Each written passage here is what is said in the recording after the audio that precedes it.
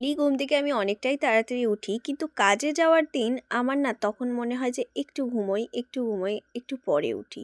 আর এই করতে, করতে আমার মাঝে মধ্যে দেরি হয়ে যায়।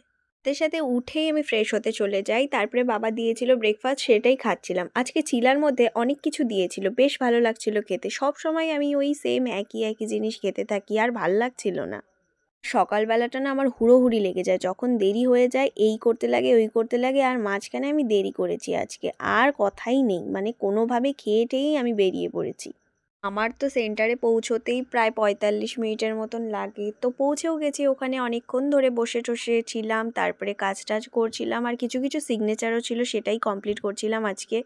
এর জন্য রওনা দিচ্ছিলাম সাথে, সাথে বাবার ফোন চলে আসলো কিছু নিউজের জন্য। আর কি নিউজ বলো তো? আমি যেখানে কাজ করি সেটা হচ্ছে একটা আস্ত চিড়িয়াখানার মতন। মানে এখানে হাতি, বাঘ, গন্ডার, বাইসন, অজগর সবকিছুই বের হয়।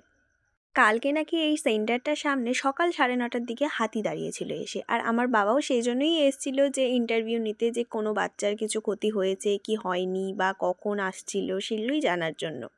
ভাগ্যিস বাচ্চাগুলোর কিছু হয়নি। তো যাই হোক বাড়ি ফিরে আসলাম। বাড়ি ফিরে এসেই আমি না এই আলনাটা বাবাকে গিফট করেছি। সেখানেই বাবার কাপড়গুলো গুছোচ্ছিলাম সব কিছু। তারপরে কাজ-টাজ করে স্নান-টান করেই লাঞ্চটা সেরে নিয়েছি। আর আমি তোমাদের বলেছিলাম না আমাদের এখানে হুটহাট করেই ওয়েদার চেঞ্জ হয়ে যায়।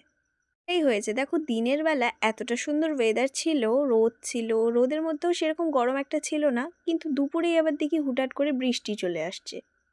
ওয়েদারটাও আজকাল মানুষের মতন রং বদলাতে থাকে।